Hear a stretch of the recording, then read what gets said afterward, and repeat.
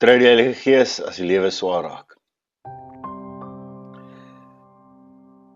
Fariseërs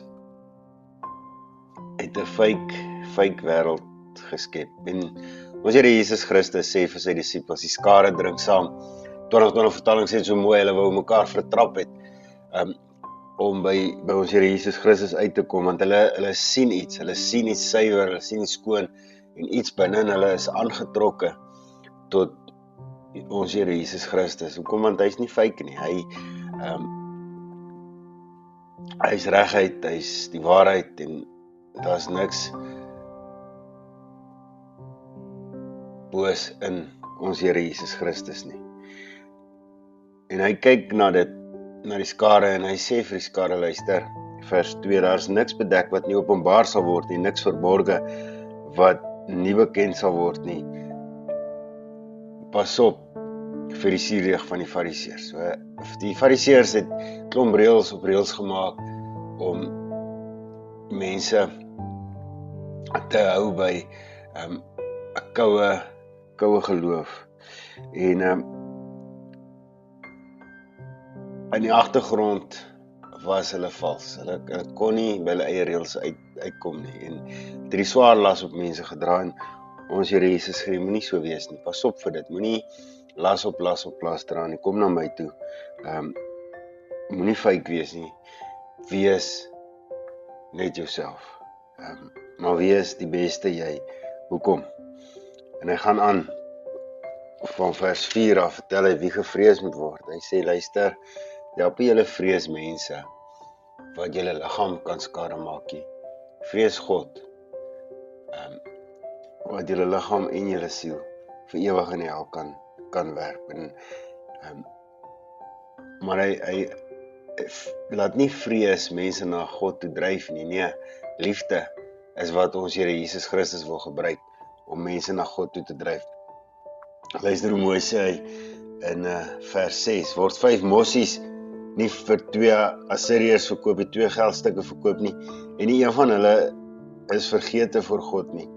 Selfs die hare op jou kop is getel, vers 7, moenie bang wees nie, julle is meer werd as baie mossies. Ja, selfs daai bad hair days is vir God belangrik. Hy ken ons, hy weet van ons, hy is lief vir ons en hy sorg vir ons. En dis die rede hoekom ons na God toe moet gaan. Jy sien, daar is waar ons die enigste ware liefde en aanvaarding ooit sal kry. En dit het 'n gevolg. Die gevolg is, ons gaan Christus moet bely. En hy sê vir ons, vers 8 tot 12, ons hoef nie bang te wees daarvoor nie. Ons hoef nie bang wees om ons Here Jesus Christus te bely nie, want hy gaan ons leer, hy gaan ons help. En onthou die kinders van die Here was nie lank na hierdie goed gesê was nie, is hulle voor die regterstoel gedaag, en ons Here Jesus sê, moenie bang wees as dit gebeur nie, die Gees gaan vir julle sê. Nou, dit beteken nie, ons moenie die Bybel ken nie, dit beteken nie, ons moenie leer, sodat ons fyner kan praat, en beter kan weer lê, en al die dinge nie.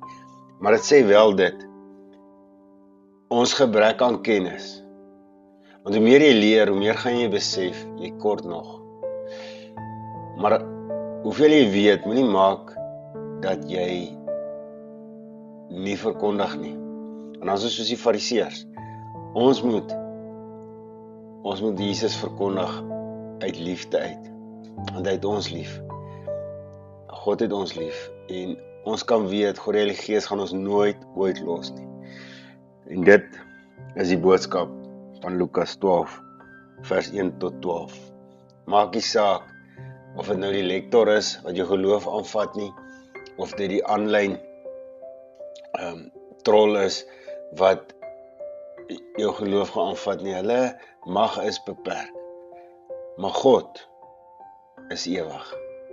God het onbeperkte mag en krag, en God gaan ons nie los nie. So, kom ons wees reël in 'n fake wêreld. Kom ons stres nie oor mense nie, kom ons fokus op God. Kom ons leef vanuit die liefde van God af, en dit gaan maak dat ons die onmoontlike doen. Dit gaan maak dat ons staande bly. Maak nie saak hoe ons vervolg word nie, maak nie saak wat gebeur in ons lewens nie. want ons word gedryf deur liefde.